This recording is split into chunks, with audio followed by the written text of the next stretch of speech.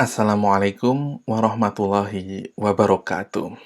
Baik teman-teman, hari ini kita akan kembali mendiskusikan materi mengenai metode dalam diagnostik molekuler, yaitu deteksi protein. Ini merupakan metode yang juga diperlukan dalam beberapa kasus di diagnostik molekuler. Ada beberapa materi yang akan kita diskusikan hari ini. Yang pertama mengenai metode SDS-Page, lalu yang kedua ELISA, dan yang ketiga adalah Western blot. Baik, kita mulai dari yang pertama terlebih dahulu, tapi sebelum ke sana, kenapa protein itu perlu deteksi? Mungkin teman-teman juga masih beberapa bertanya-tanya, mengapa sih protein itu perlu deteksi? Kenapa tidak cukup DNA atau RNA saja? Kenapa harus protein? Baik, tentunya teman-teman ingat bahwa produk dari rekayasa genetika, produk dari ekspresi gen itu adalah protein. Artinya apa? Ketika teman-teman ingin mengetahui apakah gen ini terekspresikan atau tidak, itu kita bisa membuktikan dengan deteksi proteinnya. Sehingga ketika teman-teman melakukan rekayasa genetika dengan menyisipkan gen, teman-teman ingin mengetahui apakah gen tersebut itu diekspresikan atau tidak. Itu kita bisa mengetahuinya dengan mendeteksi proteinnya. Ini tidak hanya sekedar di rekayasa genetika. Kita bisa melakukan penelitian, bisa melakukan deteksi apapun ya yang berkaitan dengan ekspresi gen. Misal, kita tentang penyakit gitu ya. Apakah benar penyakit ini disebabkan karena gen ini terganggu ekspresinya? Atau kita ingin mengetahui apakah benar metabolit ini muncul atau metabolit ini ada, atau misal organisme X ini memiliki suatu spesialitas, misal dia memiliki ketahanan pada suhu tinggi karena dia memiliki protein ini gitu. Ini kita bisa deteksi di sana. Lalu yang kedua, teman-teman tentunya tidak boleh lupa bahwa enzim dan hormon itu backbone-nya adalah protein. Artinya apa? Penelitian mengenai enzim, hormon, atau apapun yang backbone-nya adalah protein, itu kita perlu deteksi. Nah, ini deteksi yang akan kita diskusikan hari ini bisa digunakan untuk melakukan deteksi enzim maupun hormon. Termasuk tadi, hubungannya dengan yang pertama tadi juga ada. Jadi misal, teman-teman ingin mengetahui apakah organisme X ini memiliki enzim apa gitu ya.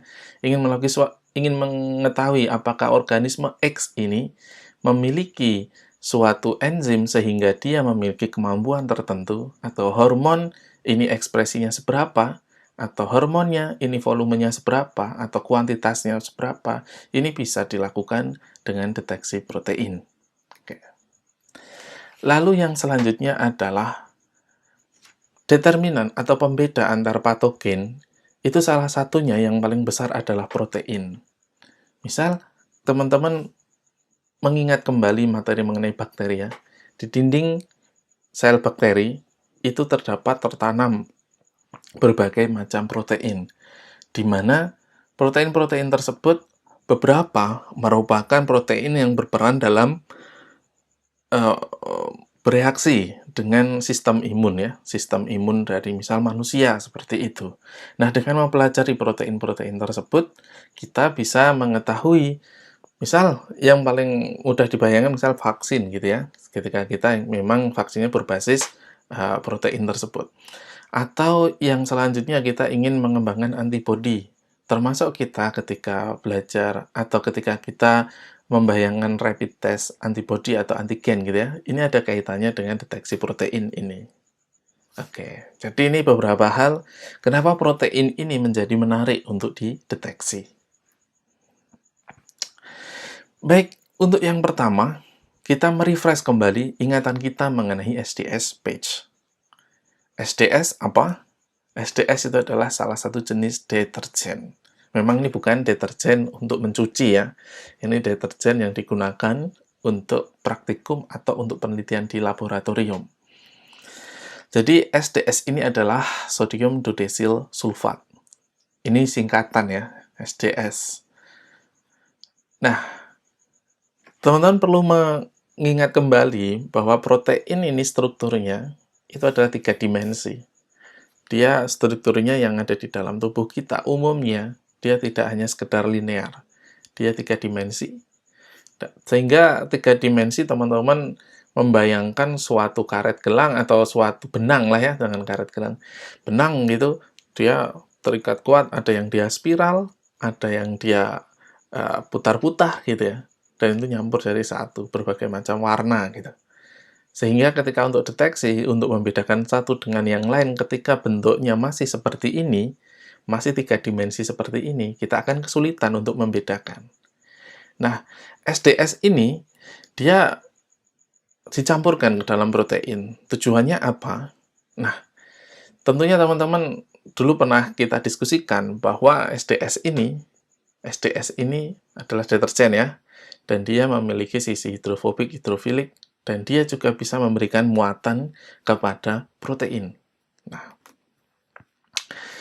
ketika SDS ini dicampurkan pada protein gitu ya, protein yang sudah kita isolasi, struktur dari protein tersebut akan berubah menjadi linear. Nah, ketika semua protein yang ada pada sampel kita linear, itu kita bisa membedakan nantinya. Karena ini apple to apple gitu ya. Tidak ada yang dia ikatannya atau dia formasinya itu rumit atau dia formasinya begitu rapat gitu ya, gulungannya gitu. Lalu sedangkan yang lain gulungannya agak tidak rapat atau kecil gitu. Kan ada ya, panjangnya sama-sama 1 meter misal. Tetapi yang satu dililit begitu rapat, yang satu agak longgar. Tentunya nanti besarnya akan berbeda. Tapi ketika akan dibuat linear seperti ini dengan SDS, ini semuanya akan 1 meter. Jadi kita bisa membedakan dengan kondisi yang sama gitu ya. Jadi tidak akan meminimalisir terjadinya mispersepsi atau misinterpretasi ketika kita ingin menerjemahkan hasilnya. Nah, ini fungsi dari SDS di sini. Nah, page-nya apa? Page-nya ini juga singkatan, polyacrylamide gel electrophoresis. Electrophoresis kemarin kita diskusikan dalam deteksi DNA maupun RNA ya. Nah, protein ini juga dielektroforesis, bisa dielektroforesis. Tetapi bedanya, di sini yang digunakan bukan agarus, seperti kemarin, tetapi umumnya yang digunakan adalah polyacrylamide. Oke. Nah, di sini, teman-teman bisa melihat, untuk yang bagian putih, itu adalah polyacrylamidnya, belum poli. Jadi kita lihat yang paling ujung kanan, itu dia adalah akrilamid satuan ya. Kan polyakrilamid itu terdiri dari beberapa akrilamid gitu ya. Nah, akrilamid sama akrilamid ini bisa berhubungan, tapi linear gini ya, memanjang. Nah, antar untai polyakrilamid itu dihubungkan dengan yang kuning ini, namanya bisakrilamid. Nah, ini kita zoom in ya, zoom in. Jadi kita dekatkan gitu, kalau kita sambungannya atau jembatan antar polyakrilamid itu kita zoom in, itu seperti ini. Ada bisakrilamid yang warna kuning. Kalau kita zoom out, itu akan seperti ini. Jadi untai polyakrilamid yang putih, lalu ada jembatan-jembatan bisakrilamid. Artinya apa? Ketika kita ingin membuat pori-porinya itu lebih rapat, ya kita tinggal tambahkan bisakrilamidnya lebih tinggi gitu ya. Jadi kita bisa bikin kita bisa memodifikasi ini pori-porinya mau seberapa. Ada yang 29 banding 1 antara polyakrilamid dengan bis, ada yang 32 banding 1. Ini tergantung dengan sampel kita. Sampelnya mau seberapa? Sampelnya apakah besar ataukah kecil? Nah, itu yang mempengaruhi kita perbandingannya berapa. Karena itu akan mempengaruhi pori-pori. Jadi ketika saya sampaikan pori-pori, itu adalah kotak-kotak itu ya, kotak-kotak yang atau lubang-lubang yang berada di antara bisakrilamid. Nah, ini adalah lubang-lubang yang nanti akan dilalui oleh si protein.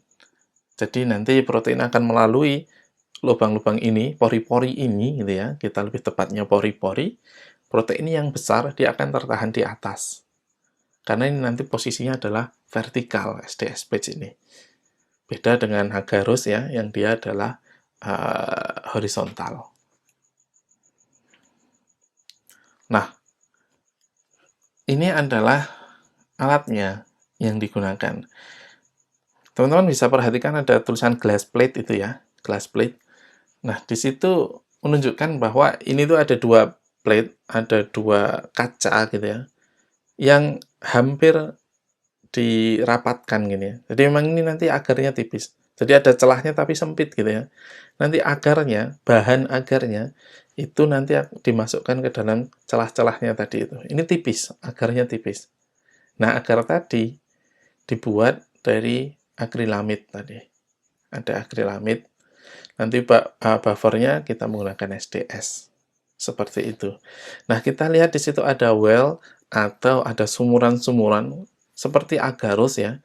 Kalau agarus kita menggunakan sisiran, kita cetak agarnya, lalu sebelum dingin, ketika masih panas itu ya, kita ketika masih hangat, itu kita masukkan sisirnya sehingga nanti ketika agarnya padat, sisirnya kita cabut, lalu ada lubang-lubangnya. Tapi itu horizontal. Nah, kalau vertikal ini juga ada sisirnya, tetapi tidak lubang ya, tetapi cekungan gitu. Cekungan-cekungan yang dia nanti akan diapit oleh dua kaca ini. Jadi ada agarnya, di atasnya ada cekungan-cekungan. Di mana nanti sampel protein kita dimasukkan ke dalam cekungan-cekungan tersebut.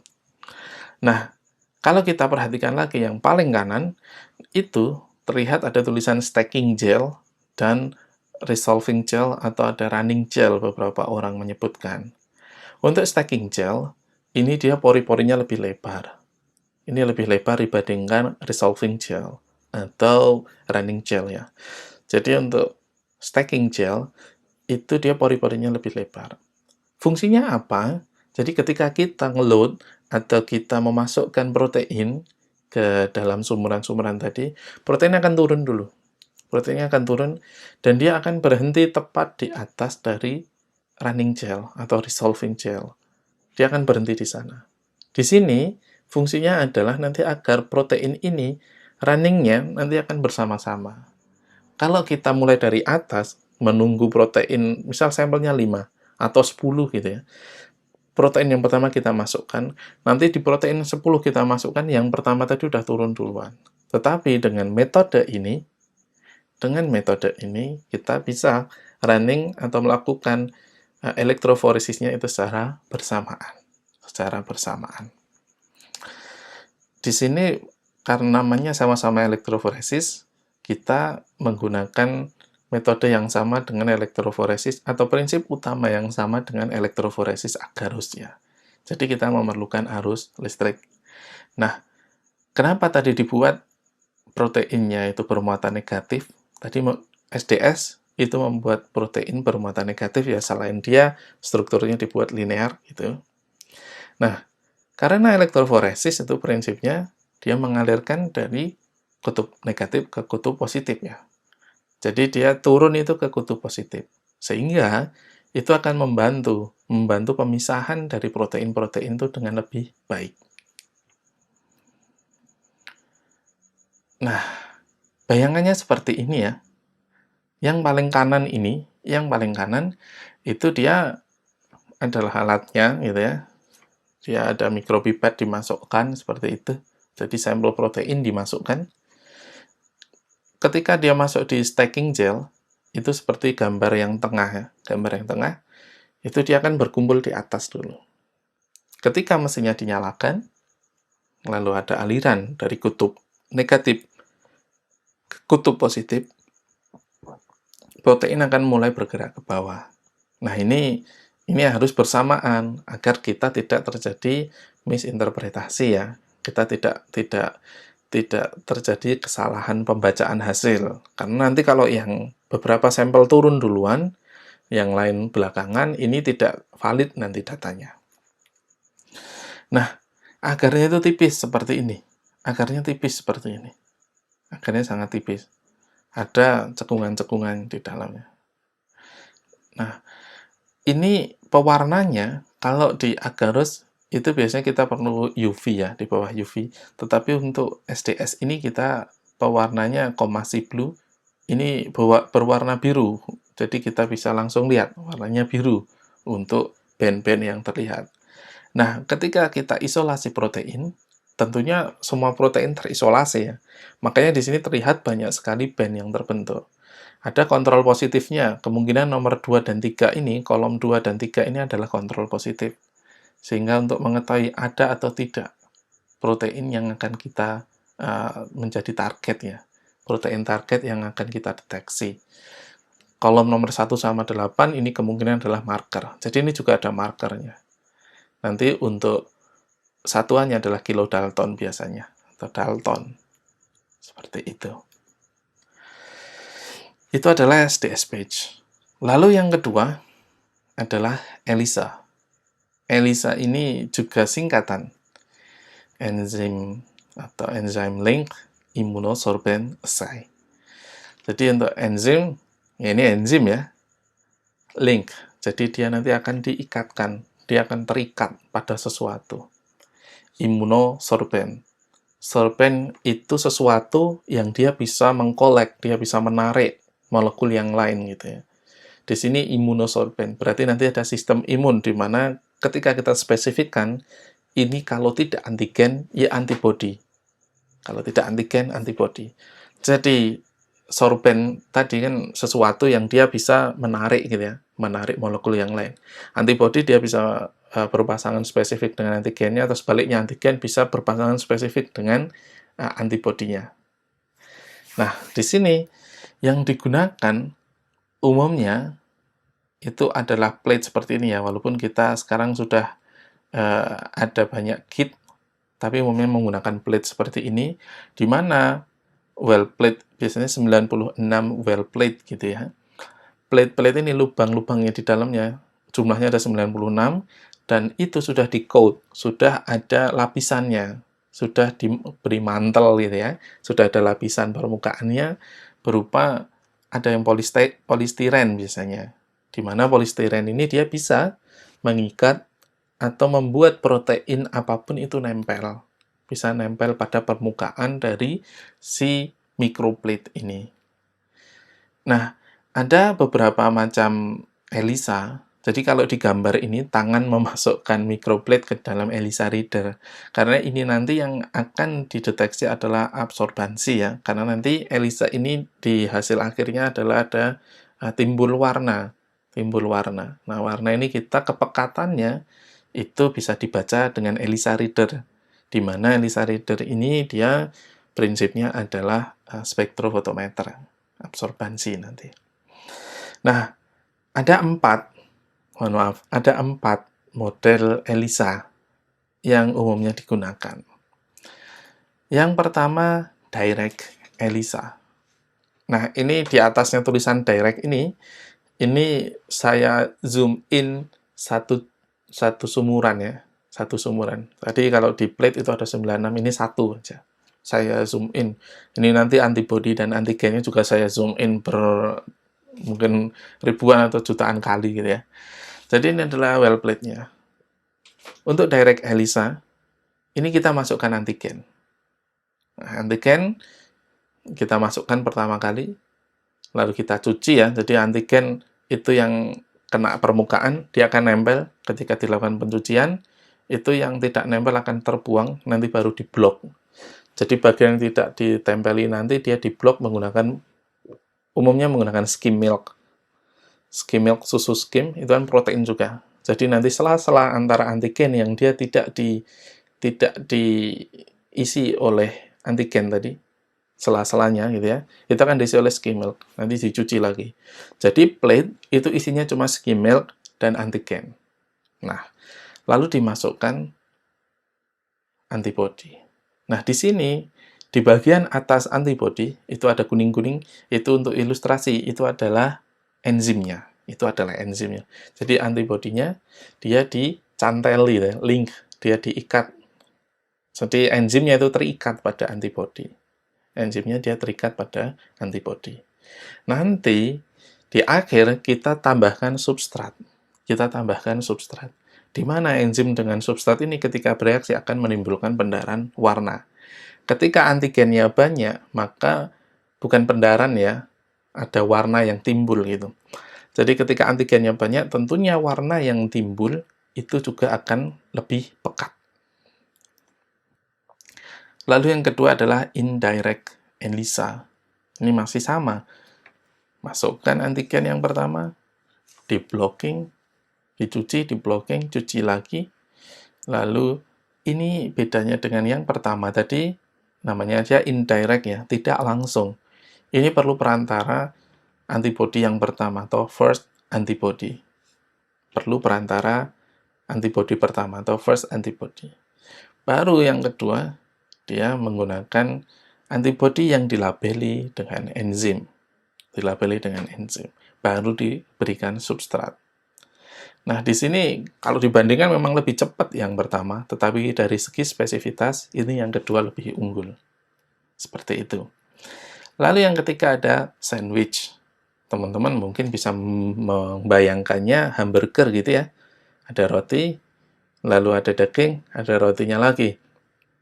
Roti yang paling bawah ini adalah antibodi. Daging yang di tengah itu adalah antigen. Lalu yang di atas ini adalah antibody lagi. Jadi ilustrasinya seperti ini. Ini adalah first antibody, di mana dia mengenali salah satu epitope, di mana epitope ini yang dikenali bagian dari antigen yang dikenali oleh antibody ya. Jadi first antibody ini mengenali salah satu epitope pada antigennya. Lalu baru ditambahkan second antibody yang sudah ada label enzimnya tadi. Ini antibodinya mengenali epitope yang lain. Jadi ini agak susah karena kita harus menemukan dua epitope untuk mendesain si antibody.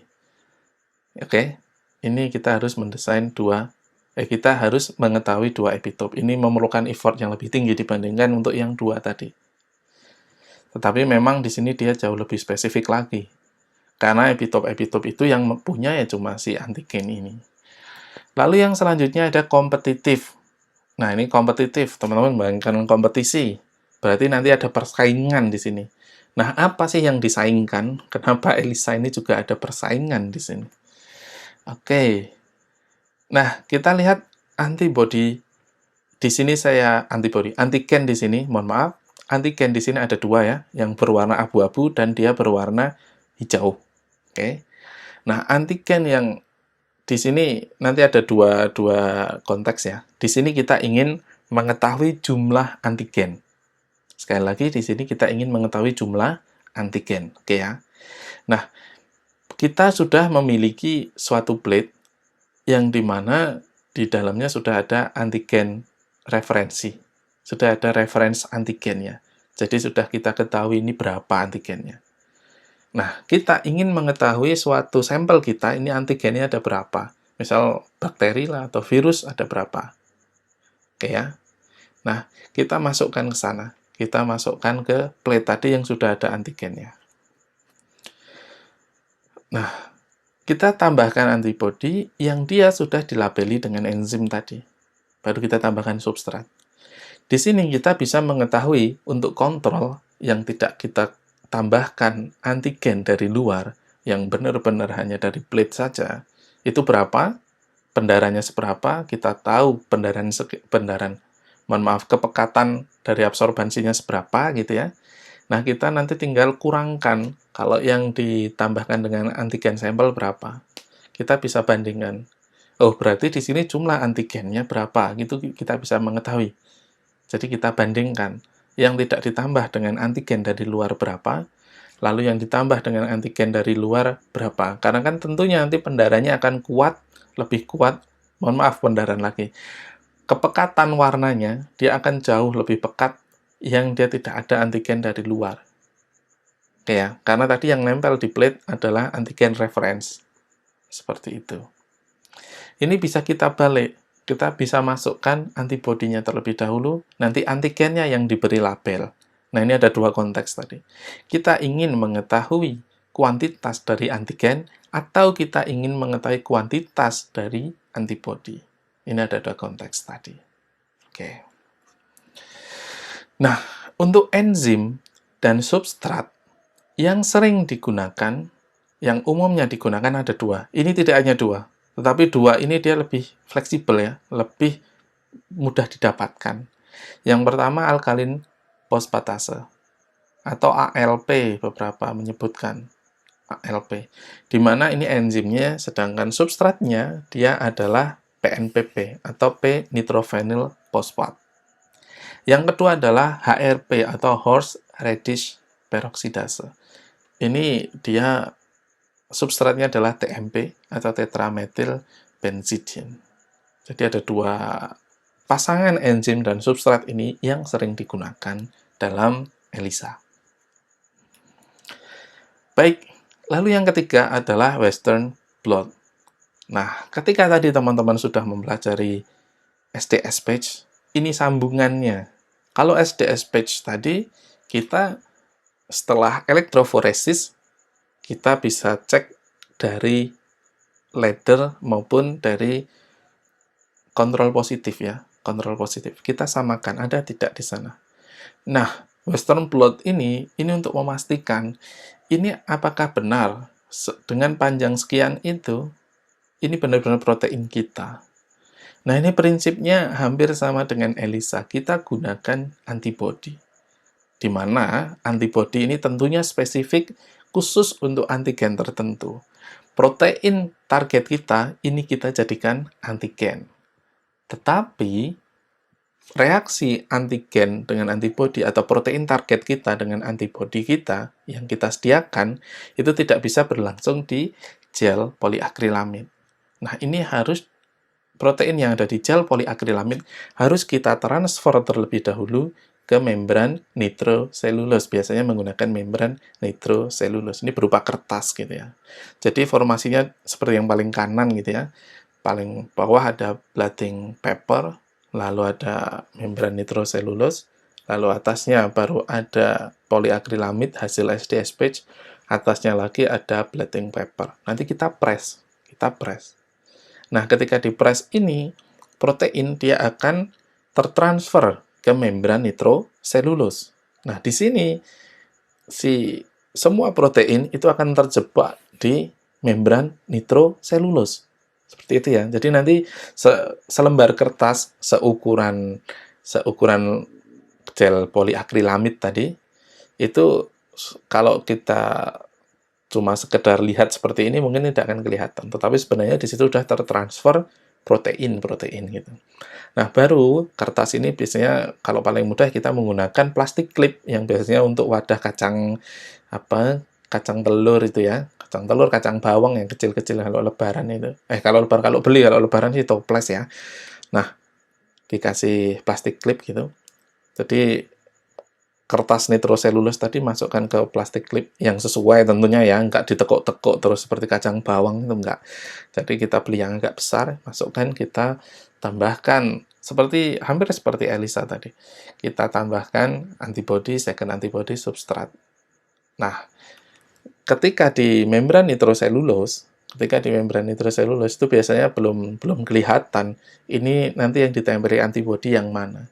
Nah, ini biasanya kita transfer kembali ke X-ray. Jadi memang labelnya itu label dari si antibodi itu dia memungkinkan untuk ditransfer atau dijiplak di foto film itu ya, X-ray. Jadi dia bisa dijiplak di sana. Jadi nanti jadi film untuk kamera zaman dahulu itu ya. Jadi nanti ketika ditransfer itu kita bisa melihat berkasnya. Jadi ada berkas hitam gitu jika memang protein target kita itu ada. Jadi mungkin seperti ini ya. Jadi yang paling atas itu dia adalah hasil SDS page. Semua protein ada. Lalu kita Western blot. Kita lakukan blotting, lalu kita tambahkan antibody gitu ya. first dan second antibody, di mana dia bisa kita jiplak gitu ya pada membran film tadi, film yang biasanya digunakan untuk foto zaman dahulu gitu ya. Nah, itu nanti hanya beberapa protein saja yang menjadi target kita, yang dia bisa memunculkan berkas. Nah, ini untuk memastikan bahwa protein target kita itu ada pada sampel. Baik, ini 3 metode ya. 3 metode yang kita diskusikan hari ini dalam deteksi protein, di mana deteksi molekuler, salah satunya adalah protein, itu merupakan bagian dari cara kita melakukan diagnosis molekuler. Dan menjadi salah satu metode dalam diagnostik molekuler. Baik, sekian yang bisa saya sampaikan. Apabila ada salah kata, saya mohon maaf. Assalamualaikum warahmatullahi wabarakatuh.